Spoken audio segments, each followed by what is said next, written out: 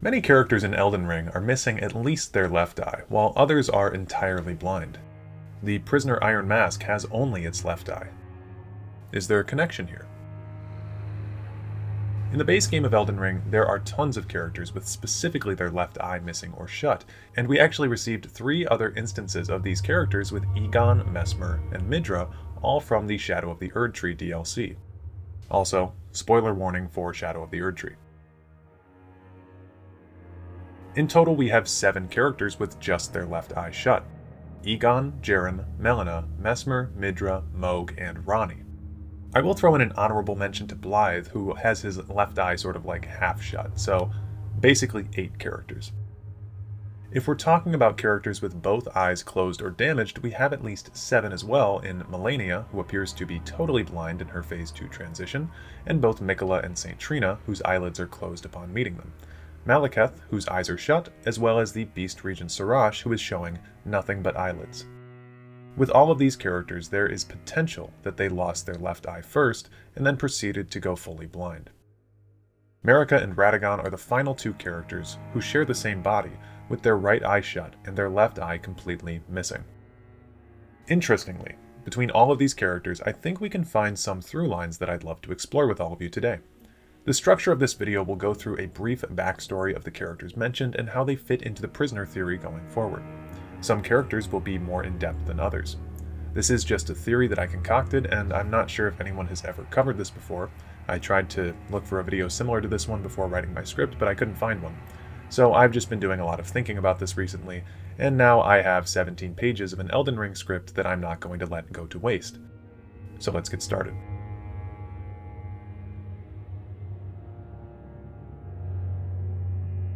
Before we go any further, we need to talk about what a prisoner actually is. According to Merriam-Webster, the definition is as follows. Definition 1. A person deprived of liberty and kept under involuntary restraint, confinement, or custody, especially one on trial or in prison. And definition 2. Someone restrained as if in prison. Example, a prisoner of her own conscience.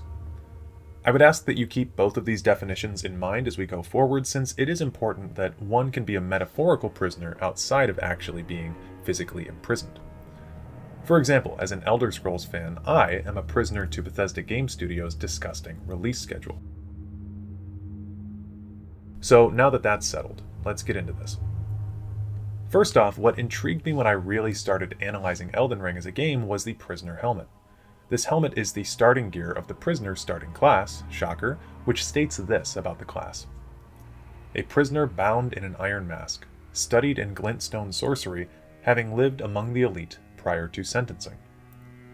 Outside of the description of the class, the physicality of their iron mask is also extremely relevant to this theory. The helm has had its left eye welded over, hence the connection to the eyeless characters. In doing a bit of research, I found that this helm is also similar to Griffith's helm in Berserk that he's been given while tortured. I'm going to be honest though, I've never read Berserk, but I figured I'd get yelled at in the comments section if I didn't bring it up.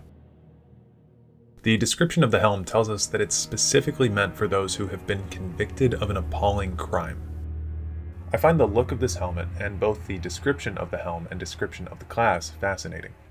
It's important to me that it specifically states that the prisoner starting class lived among the elite prior to their sentencing.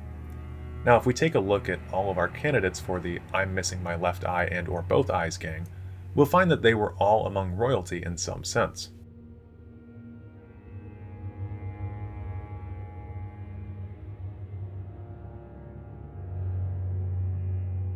Malenia, Messmer, Miquella, Mohg, and Ranni are undisputedly demigods, with ample evidence of their lineage throughout the game.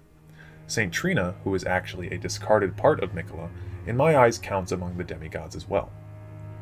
As for the non-demigods, Midra was obviously of some noble blood, as he was the master of his now profaned manse in the Abyssal Woods. Jaren was a guest of the Carian royals alongside becoming a friend and close ally of General Radagon's and Castellan of Radagon's Castle Redmane. Following Jaren, we come to Sirach. According to the Beastclaw Greathammer, Sirach was once hailed as the Lord of Beasts, but, upon his defeat by Lord Godfrey, became anointed as Godfrey's regent and advisor to the Golden lineage. Definitely nobility from this one. Malekith and Blythe both serve as Shadowbound beasts. Shadowbound beasts are granted to Empyreans, which are people who are chosen to become gods of a new age. Malekith was Queen Marika's shadow, and Blythe was given to Lunar Princess Ranni. I would say this qualifies them as royalty, or at least living among the elite. Then we of course have Marika and Radagon, who serve as both the god and the Elden Lord of the current age together, respectively. This leaves us with just Egon and Melina as our difficult cases. I will flatly admit, Egon is likely not royalty. We don't know much about his past, but his armor set describes him as a battlefield scavenger, and that doesn't really sound like a noble activity to me. However, his status as a former dragon slayer could mean that he was a member of Placidusac's army of Drake warriors, and maybe, just maybe, before his fall from grace, he was in some sort of royal standing army for the Elden Lord of Dragons. Either way, I still want to talk about Egon because he's cool. Moving on to Melina in the Shadow of the Erdtree, Messmer was confirmed to have a sister through text written on his kindling once he's defeated. This text claims that Messmer's sister, similar to him, bore a vision of flame. Melina seems to best fit this description, and her similarities to Messmer are more apparent now than ever before. For instance, both of them are missing their left eye. Melina also has burn marks on her hands, further signifying that she bears a vision of flame. Now, importantly, these two are not twins because he is specifically stated to have had a younger sister. There was also a widely believed theory that Melina was the Gloam-Eyed Queen, and this theory can actually coexist with the current one, and it even bolsters the fact that Messmer and Melina both walked paths of fire, as the Gloam-Eyed Queen was linked heavily with Black Flame. So if Melina was also a demigod, we would have 7 out of 7 of our left eye gang of noble blood, plus Blythe making it 8 out of 8. Even still, Melina claims that she was born at the foot of the Erdtree, so at the very least, being born in Leyndell through Erdtree rebirth, it is likely that she came from royalty, even if her mom wasn't Marika. And although Mohg and his twin brother Morgott were born with the Omen curse and shunned by Queen Marika, they nonetheless were of Marika and Godfrey's union, and were in fact given special treatment among the Omen due to this fact, which we can learn from the regal Omen Baron. Omen babies born of royalty do not have their horns excised, but instead are kept underground, unbeknownst to anyone, imprisoned for eternity. With all that preface out of the way, we now know that each of these characters, minus perhaps Egon, were noble. Let's see how each one could be considered a prisoner.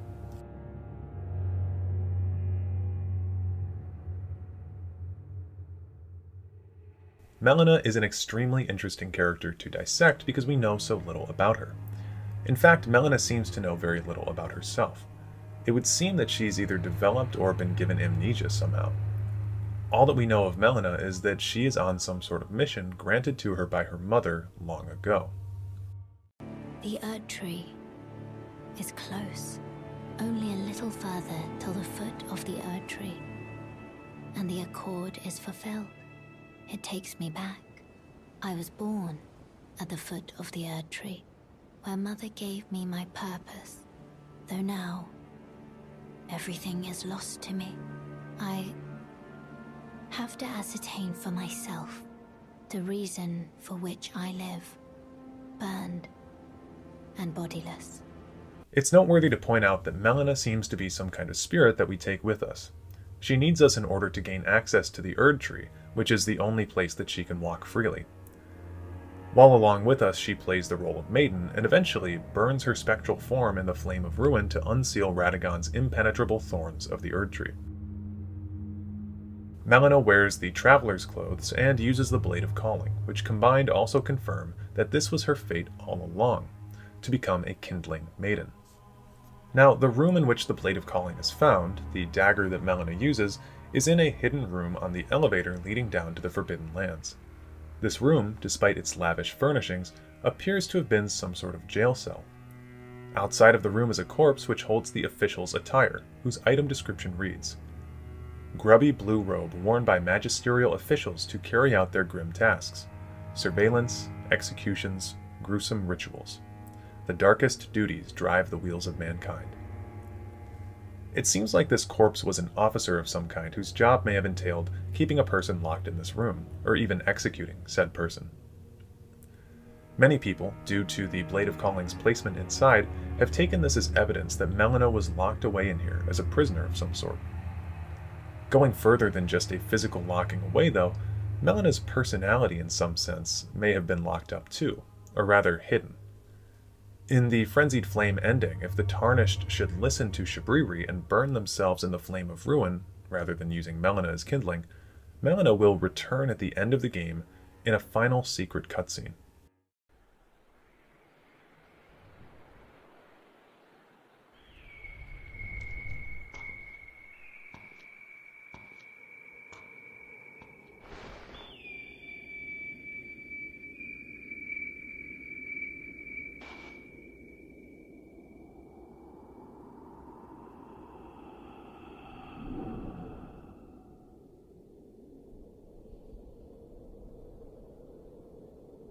Lord of Frenzied Flame.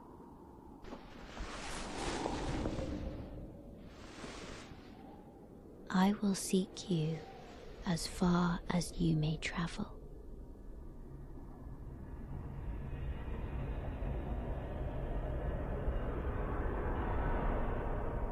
To deliver you what is yours.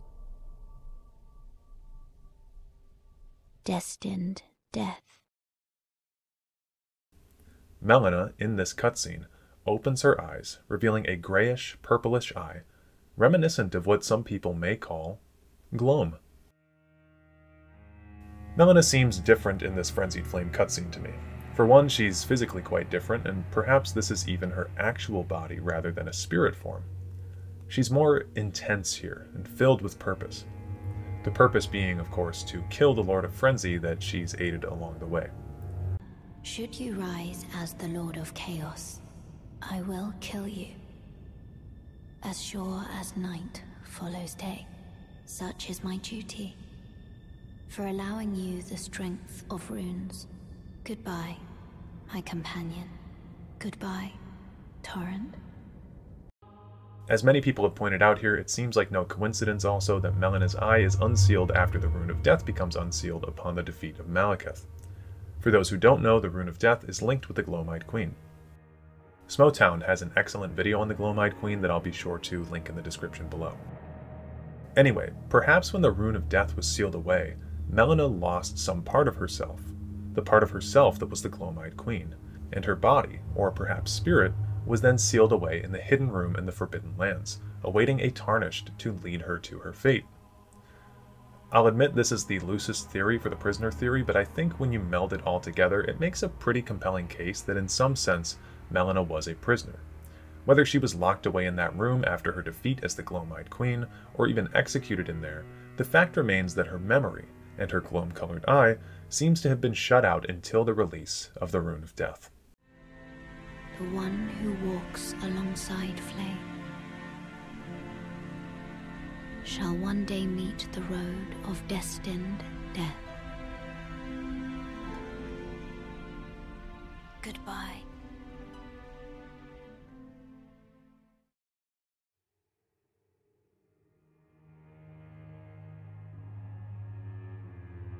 Messmer the Impaler was introduced to us in the Shadow of the Erdtree, and he instantly became a fan-favorite character for many reasons.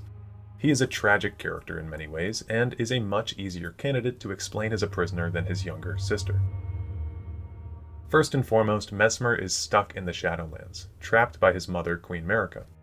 He was tasked with taking on the crusade against the Horn sent by Marika, and was subsequently trapped in the Shadowlands afterward, warring in an unending, bloody crusade to purge an entire culture of these people from memory.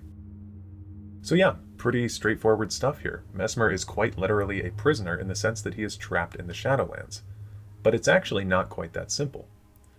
Messmer also carries a dark secret.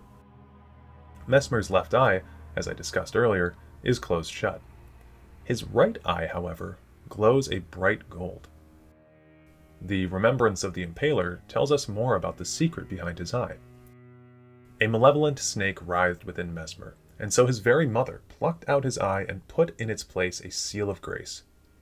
Yet, having done so, her fear compelled her to secret away her child within the realm of shadow, hidden away, keeping company with the original sin, and a hatred that would not be confined. This is super cool.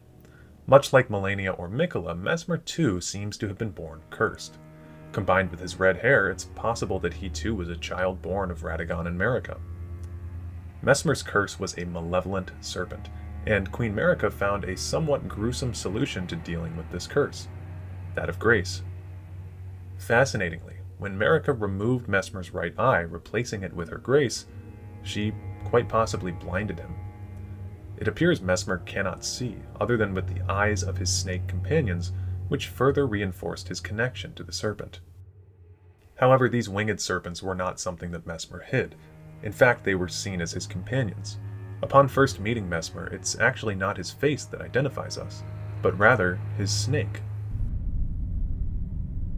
Mongrel intruder.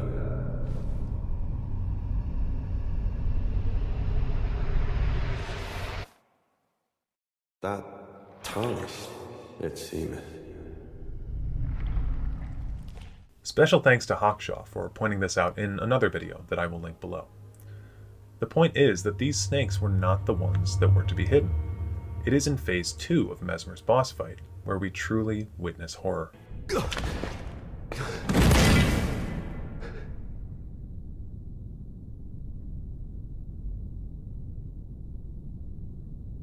I will not suffer.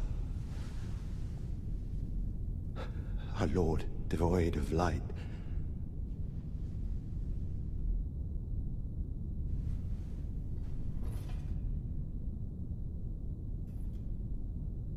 No, Mother, forgive me.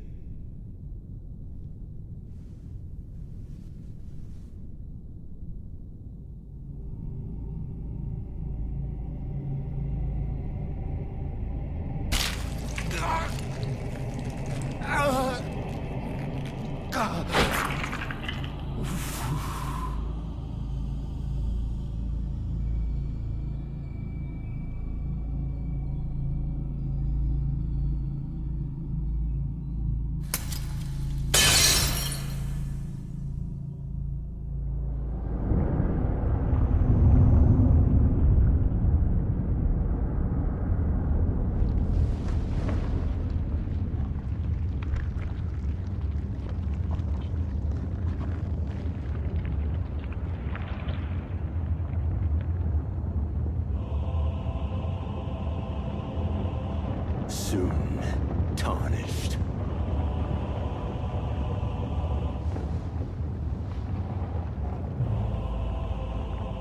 Wilt thou be taken in the jaws of the Abyssal Serpent, shorn of light? Messmer pulls out the seal of grace that was fending off the serpent behind his gaze.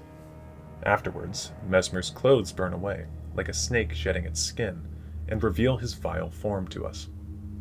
His companion snakes are revealed to be literal parts of him, and the serpent within, the Abyssal Serpent, is now free to run wild. The serpent is more akin to Messmer than you may notice at first glance. The eye of the Abyssal Serpent, if slowed down on, is, just like Messmer, missing its left eye. The serpent was a prisoner of Queen Marika, locked behind her grace, just as Messmer was himself in a sense. Messmer's helm helps us understand the Impaler better, as it reads, "The winged snakes were Messmer's constant companions. They were there when the base serpent was sealed away behind his eye. They were there through his eternity of suffering. They will accompany him yet, in his hideous new form, born when he destroyed the grace granted by his mother.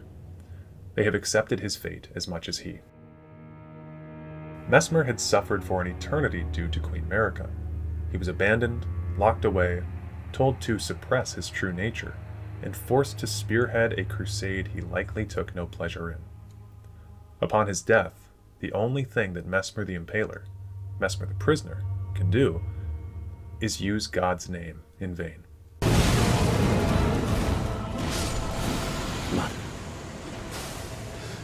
Marika, a curse upon thee.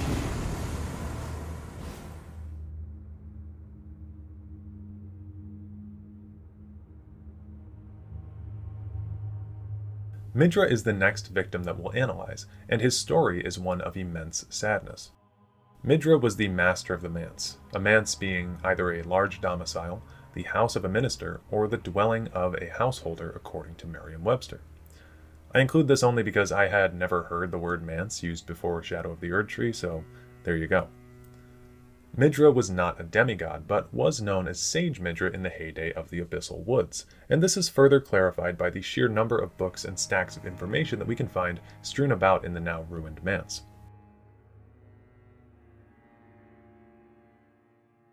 Importantly, Midra was seemingly in some sort of relationship with a woman named Nanaya, who was known as the Lady of the Manse. The two can be seen in a large painting standing together. In this depiction, Nanaya is holding her belly, and it would appear that she is pregnant. Using context clues, we can confidently assume that Midra was the father of this baby. The manse and the entirety of the Abyssal Woods was not always so empty, as can be seen by the painting in the manse that depicts what it looked like in its heyday. This was before the Flame of Frenzy entered the picture. Radagon has 2 great videos on the Flame of Frenzy, which I'll link below with the others. In these videos, he makes the case that the Flame of Frenzy is essentially summoned through immense suffering. Items such as Shabriri's Woe and Vik's War Spear point to an inherent pain that coincides with the Flame of Frenzy. Shabriri is described as the first one to manifest the Flame of Frenzy after his eyes were gouged out as a punishment for slander.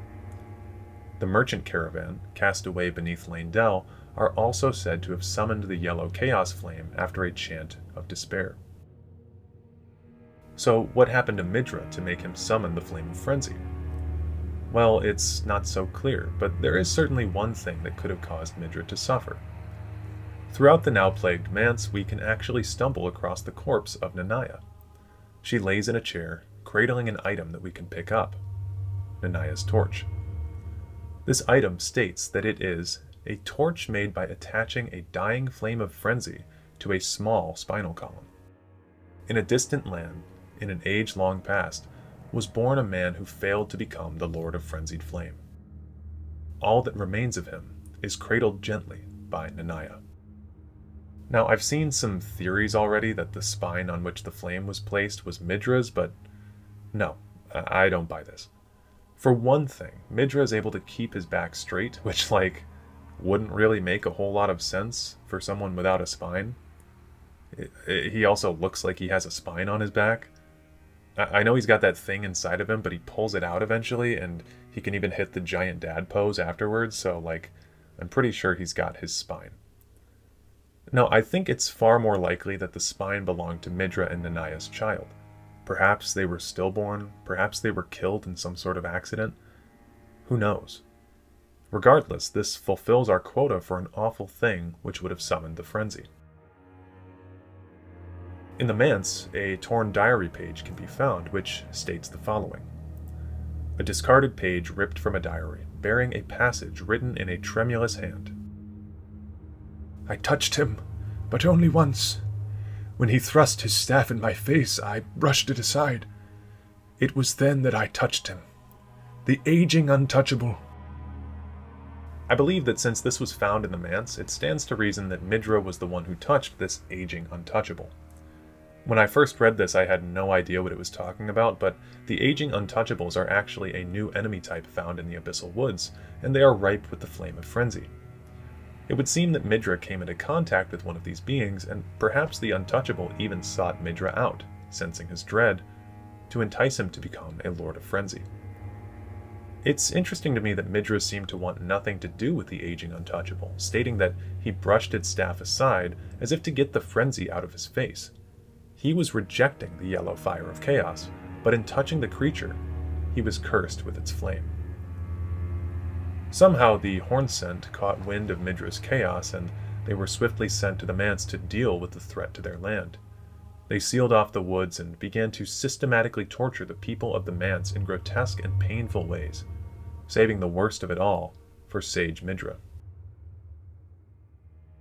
Using the Great Sword of Damnation, Midra was skewered by the blade through his skull, and the golden barbs, signatures of the Inquisitor's torture, pierced his body from within, in an attempt to keep the Flame of Frenzy at bay. Why they wouldn't just kill him, I have no idea. Flipping back to the power couple of the Manse really quick, the exact nature of Nanaya and Midra's relationship has already been heavily speculated on by the fans, but regardless of what you think of her, she did tell Midra one word that would become his curse. This word was endure. And endure he did. Who knows how long he sat in the debate chamber, watching his Manse go to ruin, crazed and alone, sustaining the pain of the barbs and the agony of knowing that his partner and child both lie dead.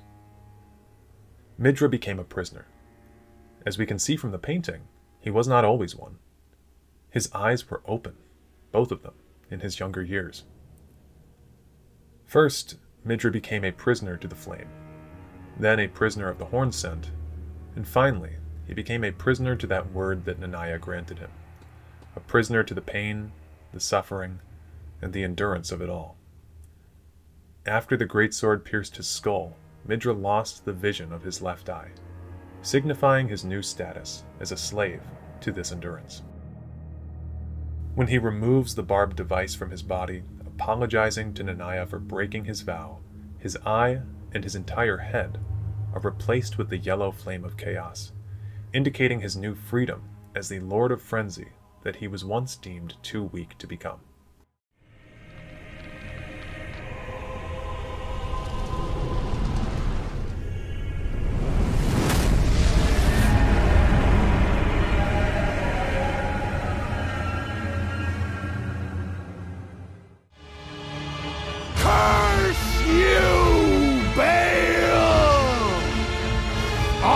Hereby vow, you will rue this day.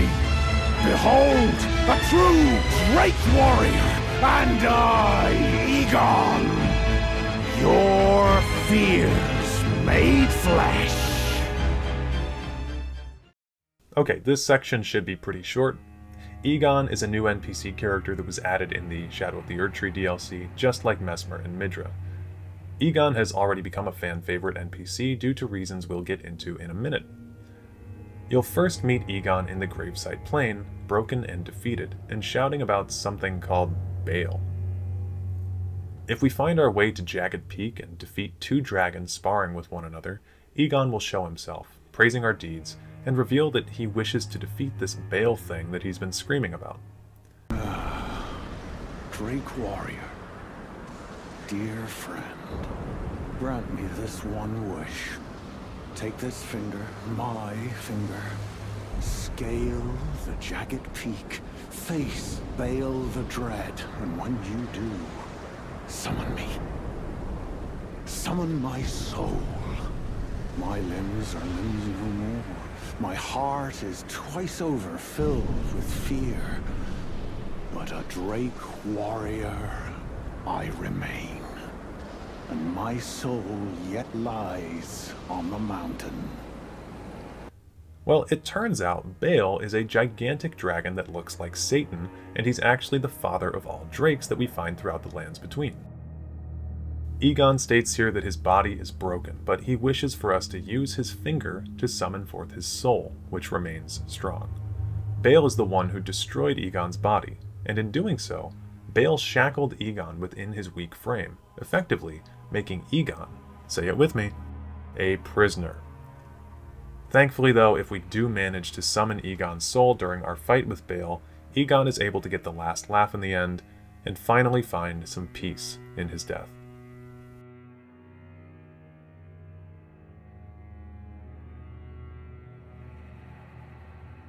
I figured it would be easy to lump both Malekith and Blaidd into the same part of this video, since they're so similar in reasoning. Both of these characters serve as, essentially, tools for their respective Empyreans.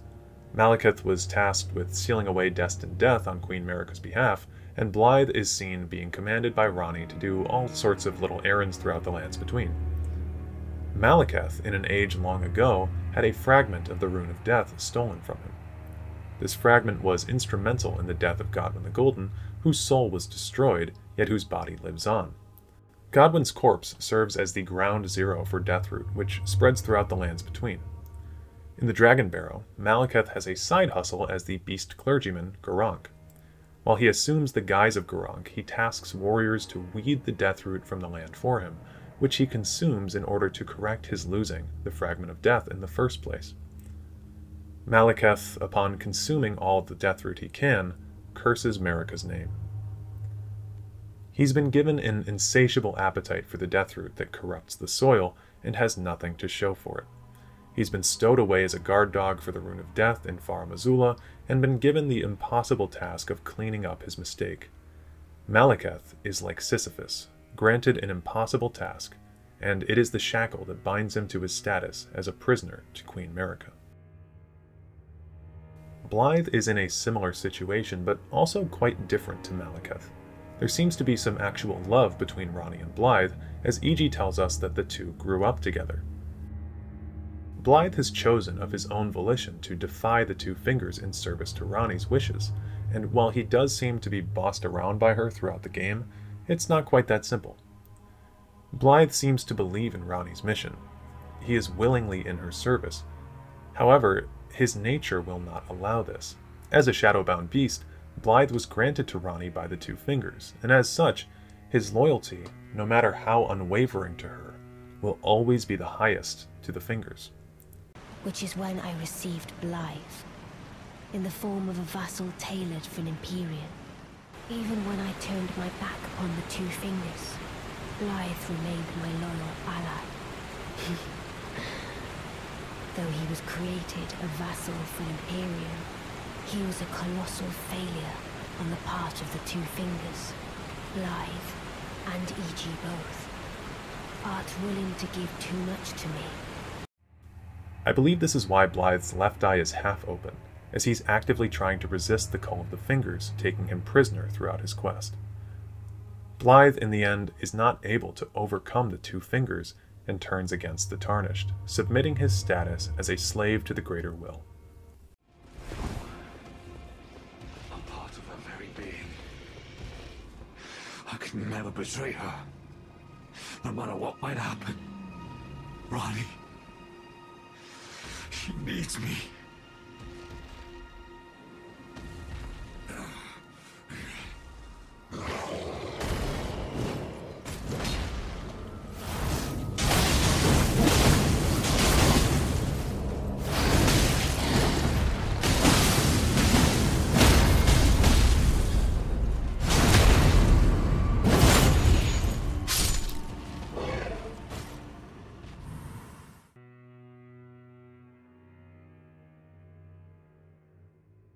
This one will also be a shorter segment, as there's much less backstory to cover. I also thought it would be prudent to lump Sirach and Jaren in the same section, as they suffer from the same affliction: loyalty. Jaren was a faithful steward of the Carian royal family, whereas Sirach served the Golden Lineage as an advisor. Jaren has served as Castellan of Castle Redmane for ages longer than he's had any reason to, and in fact still serves the Carian family as a witch hunter for the infamous Selen, a millennia after the downfall of the Carian family.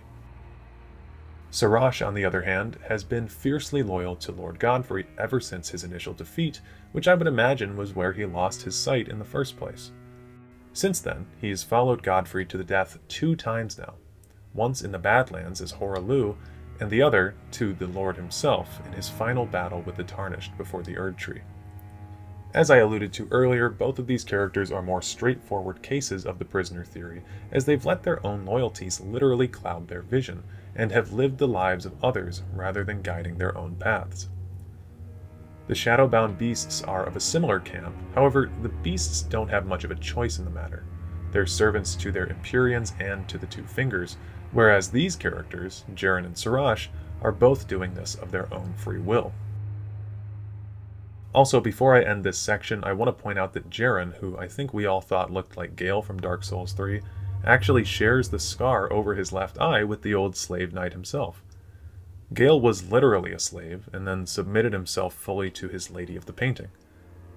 Kind of like a prisoner. Just an interesting thought before we move forward.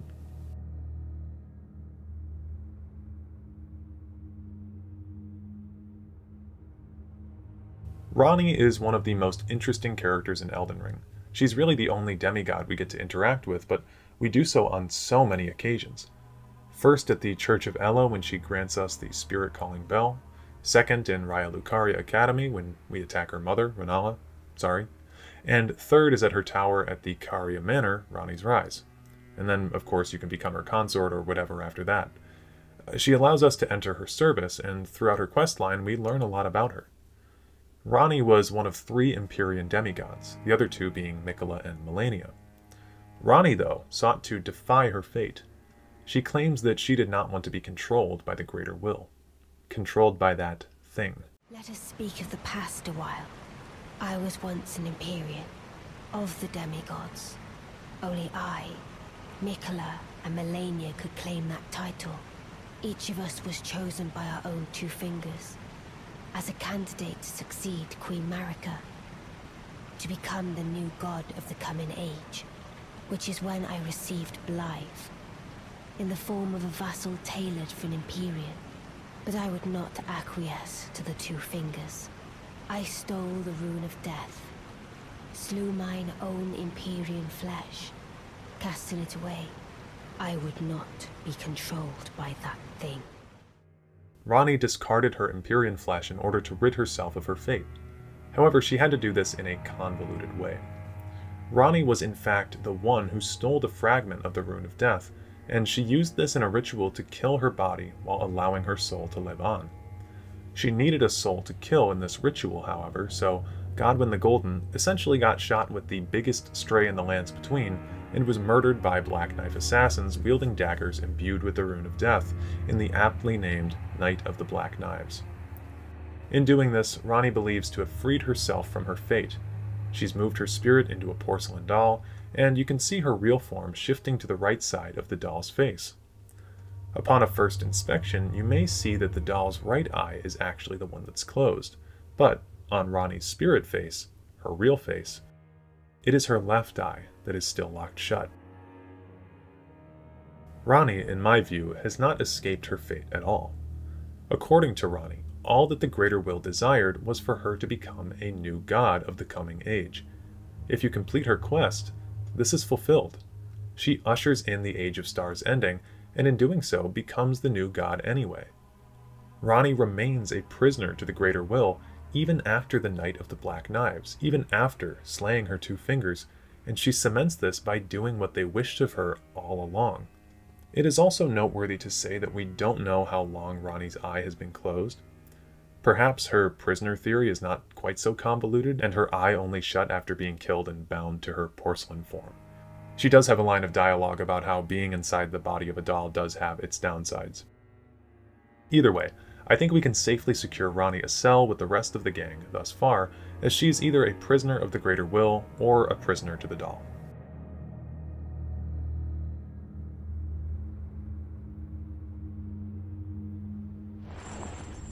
Welcome, honored the guest, to the birthplace of our dynasty. Okay, let's all start out with an apology to Mohg. I'm sorry, Mohg. I always thought you were a cool boss, and I'm glad that I can now openly think you're cool and not have to defend your freaky-ass nature anymore. In the name of the Formless Mother we pray. Amen. Anyway, Mohg is up next, and this poor man has been through the ringer in the lands between, let me tell you. Born to Queen Marika and King Godfrey, him and his twin brother Morgott were both born omens and shunned down into the sewers upon their birth. Yikes. Like we talked about before, because of their nobility they were spared the fate of getting their horns excised, but were largely forgotten beneath the city for much of their lives. Morgott grew to resent his omen nature, while Mohg grew to embrace it. Somehow, Mohg came into contact with the outer god known as the Formless Mother, who was an outer god of blood. Presumably they met in that church where the Mohg projection can be fought, as the incantation Blood Boon states that they encountered one another deep underground. It was here that Mohg's cursed omen blood became filled with the power of the Formless Mother, and Mohg began to create his new dynasty of blood deep underground.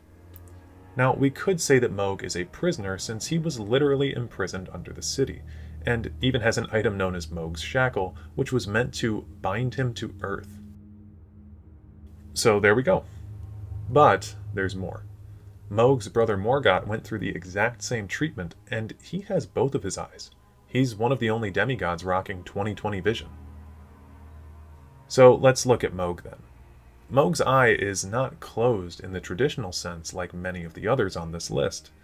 His omen horns have literally curled their way back into his eye socket in a gruesome display of defiance to the Erd Tree. If we look at Morgott, he shaves his horns, but only on one side of his face. Which side is that? The left side. Also, in the Blood Boon incantation, it is stated that the Mother of Truth craves wounds. Perhaps this could be taken as a form of fealty to the Formless Mother, an everlasting wound for his outer god, and an everlasting testament to his status as a slave to his god. And there is one other way in which Mohg is a prisoner. Miquella. Miquella the Kind is known for his ability to compel others to love him, as was seen in the base game by the Bewitching branch. In the introductory sequence to Elden Ring, we can even see Mohg absconding with Miquella, stealing him from the Halig Tree. This was all in an effort for Mohg to become Miquella's consort for the coming age. Seeing as Miquella was an Empyrean, this would have been the perfect opportunity for Mohg to secure his spot as the Lord of Blood.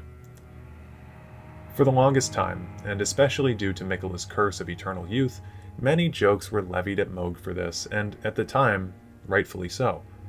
However, upon further review, it was revealed that Mohg, once jokingly called the Mohg Lester, was actually Miquellested. Miquella compelled Mohg to steal him from the Halig Tree, and he used Mohg as a means to get into the Land of Shadow. In fact, it was even Miquella's intention for the Tarnished to show up and kill the Lord of Blood eventually, so he could use his body to bring back his own promised consort. One of Mohg's pureblood knights, Sir Ansbach, the dopest NPC in all of FromSoft, attests to the fact that Mohg was charmed and used by Miquella. Oh. Something you want to get off your chest? Well, you needn't worry. It was you, wasn't it? Who defeated Lord Mohg. Fear not. I bear no grudge against you. His Eminence was felled in an honorable duel, and such are the risks of seeking lordship. Besides, what right have I to complain? I blame the enchantment more than anything. Mohg, in this sense, was a slave to Miquella, and bound by his enchantment to devote himself fully to the Empyrean. Rest in peace, Mohg. You've earned it, buddy.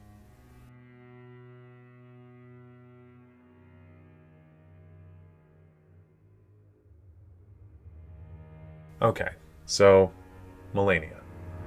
She's pretty interesting because, like Sirach and Malekith, she is another fully blind character, and it is unclear which eye went first. Regardless, Malenia is a very easy case to assess. Malenia was born of Radagon and Marika along with her twin brother Miquella, and, like Ranni, she was deemed an Empyrean by the Two Fingers. Like Messmer and Miquella, Malenia was born cursed, with the influence of the outer god of rot writhing within her since birth. Malenia, though she has learned to live her life with this curse, has lost much of herself to the rot. Her vision is fully gone, along with both of her legs and her right arm. Malenia, for a long time, was the sole captive of the outer god of rot, bearing the full weight of the curse within her for her whole life. Easily another candidate for our prisoner theory, but like all the other demigods so far, Malenia is like an onion. She's got layers.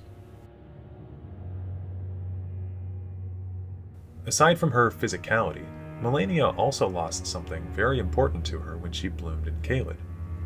She lost her sense of self. The same sense of self that guided her to resist the call of the Scarlet Rot. This is what Millicent, Malenia's spawn, tells us when we progress her questline far enough. Again we meet. I can only surmise our purposes are aligned. In which case, allow me to explain myself. I am of Malenia's blood, but in what capacity I know not. I could be sister, daughter, or an offshoot. Whatever the case, though, I am certain of a kinship between us. There is something I must return to Malenia. The will that was once her own. The dignity. The sense of self. that allowed her to resist the call of the Scarlet Rot, the pride she abandoned, to meet Radagon's measure. Honestly, Malenia had always been my favorite of the demigods. I loved that she was able to resist the call of the Scarlet Rot for so long, and even after all of the loss and pain, she was able to stand tall and proud as one of the strongest demigods of them all. I also had always assumed, though, that Malenia was, like Mohg, a prisoner to her brother's charm. Unfortunately, since beating the DLC, this theory has almost no ground to stand on due to the Young Lion set, which reads, "When Malenia, blade of Miquella, let the rot flower blossom in Aeonia, Radagon heard a murmur in his ear.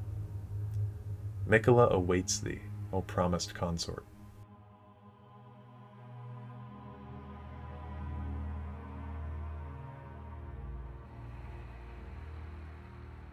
This really, physically upset me when I read it, to say the least.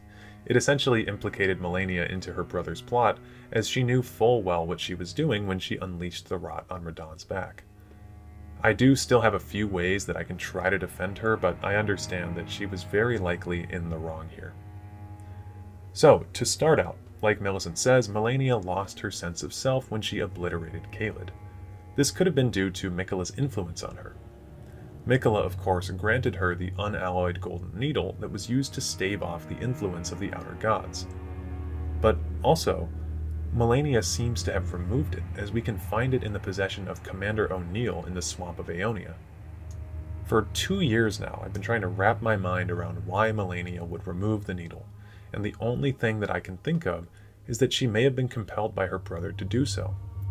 I think that if Miquella was able to seduce Mohg from within his cocoon, then it's possible he may have influenced Malenia as well.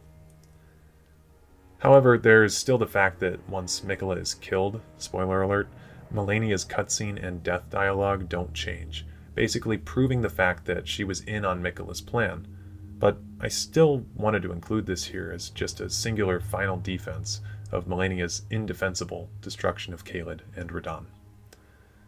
To summarize Malenia in this theory, she was certainly a prisoner to the outer god of rot, and there's like a 2% chance that she was a prisoner to Miquella's charm as well.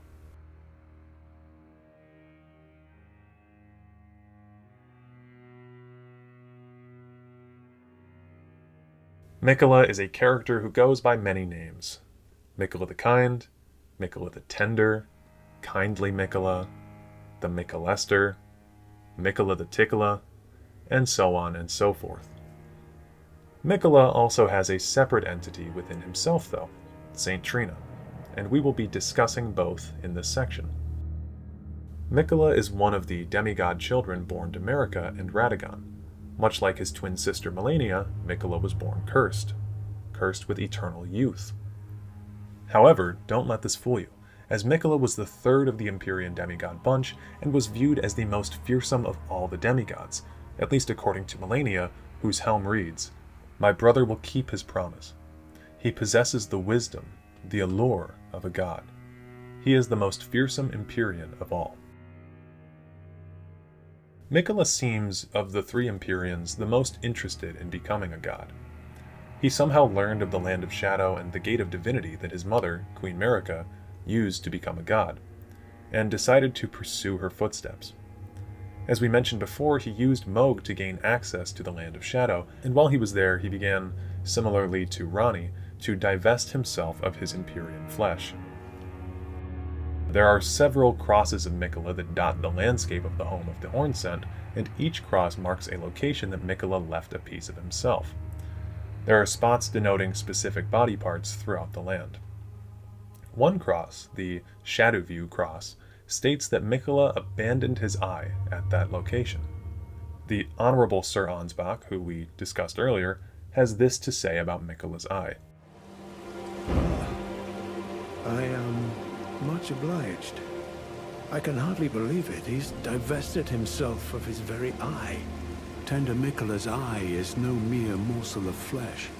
It is a vessel of soaring grace, proof of his Empyrean lineage. I wonder, does Miquella the Kind intend to sever his very birthright, his fate as a child of the Erd Tree? Sir Ansbach, who I will continue to glaze, is immensely wise, and just about everything he said there is verifiably true. Miquella's eye specifically being a vestige of grace bestowed by his mother makes much sense, as when we look at all the eyes of the demigods that we can, they're all tinged with gold. Zullie the Witch has a great video, which I'll be sure to link below, on the eyes in the lands between. Note that even Ansbach mentions that there is but one eye at this cross's location, not both of them. This is supremely interesting to me, as I would assume that he would have abandoned both eyes. However, right or left, whichever eye he abandoned, is unfortunately impossible to discern, since when we see him at the end of the DLC, he has fully tossed away all of his flesh, and has returned through the gate of divinity as a god. If you look at him though, you'll realize that both of his eyes are completely shut. This is where we have to turn to Miquella's other self, Saint Trina.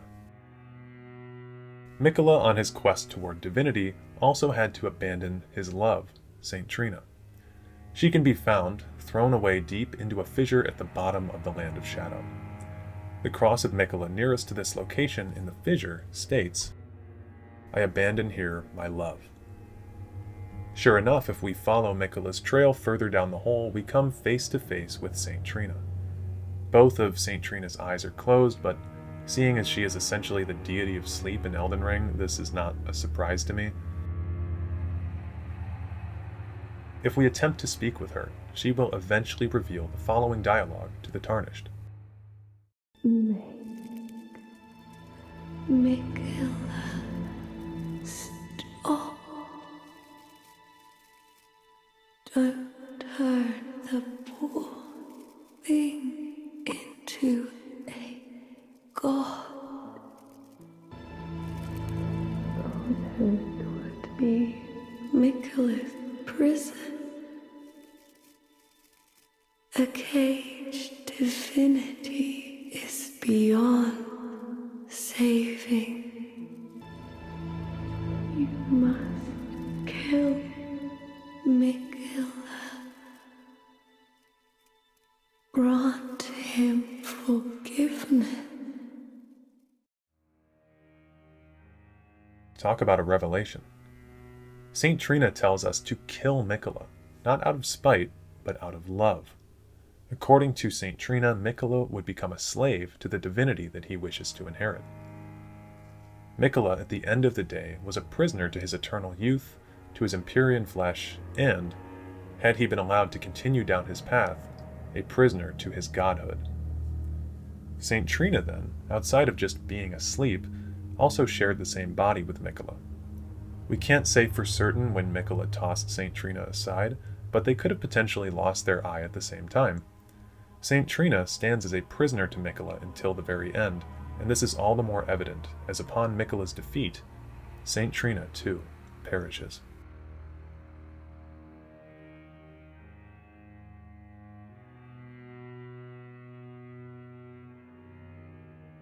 Okay, so hopefully this will be no surprise to you, but Marika and Radagon are both the same person, or rather they inhabit the same body. Marika acts as the god of the current order, and Radagon is more or less its enforcer, carrying the title of Elden Lord. Thanks to Saint Trina, we have a slightly more informed opinion about Queen Marika than we did prior to the DLC. Trina states that godhood would have been a cage for Miquella, and we can see that this is true for the Queen as well. She is nothing more than a vessel for the Elden Ring, her body broken and fractured with, notably, her left eye completely missing, or rather, the upper left part of her skull completely missing.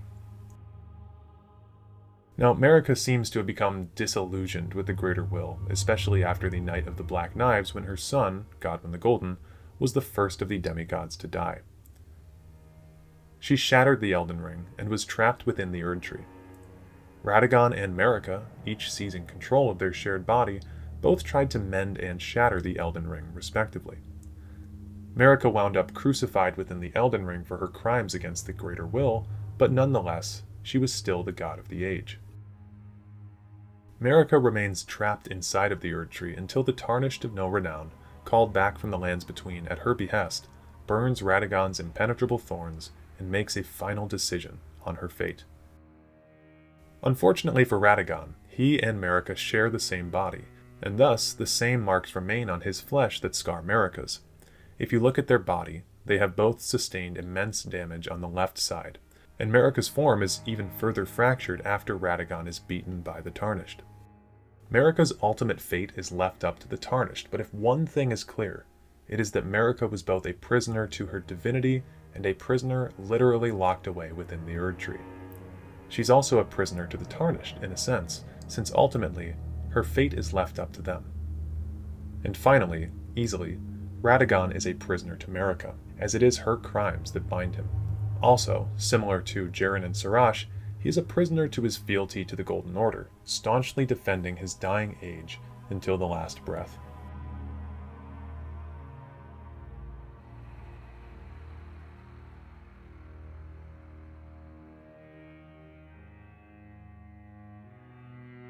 Before we go, there are a few characters that I didn't talk about in this list, 3 of which being Hyetta, Irina, and Brother Corrin. Irina and Hyetta make a point of mentioning their weak eyesight since birth, indicating that they never at one point lost just their left eye, and Brother Corrin is specifically wearing a blindfold to demonstrate his faith, or at least that's how I take it from the Prophet's blindfold item description. He's not really blind. I didn't really think that it was necessary to touch on these 3 given their condition. Another person that you may have been expecting to be on this list is Hugh, who is the clearest example of being a prisoner that we see, yet he retains both his eyes just fine. I think that Hugh, understanding his place as a prisoner, has reached a point of acceptance with himself that we don't really see in other characters throughout the game, and perhaps this is why he remains with his vision intact. It's also interesting that when you ask him if he's a prisoner, he straight up says, and I'm quoting here, "Nah." No, don't read too much into it. Well, no grudge against you. My being a prisoner is no fault of yours. Besides, I don't mind smithing. But then like a second or 2 later, he refers back to being imprisoned. But yeah, that'll wrap everyone up, I believe. And that's the end of the video. Thank you everyone for joining me on this side adventure. If I screwed up anything or if you have a problem with any of the information provided, please make sure to let me know in the comments below. Likewise, if you enjoyed the video, I always like hearing that as well since it lets me know what's working and what isn't. Please consider dropping a like, share, or subscription as well, and I'll hope to see you in the next one. Peace out.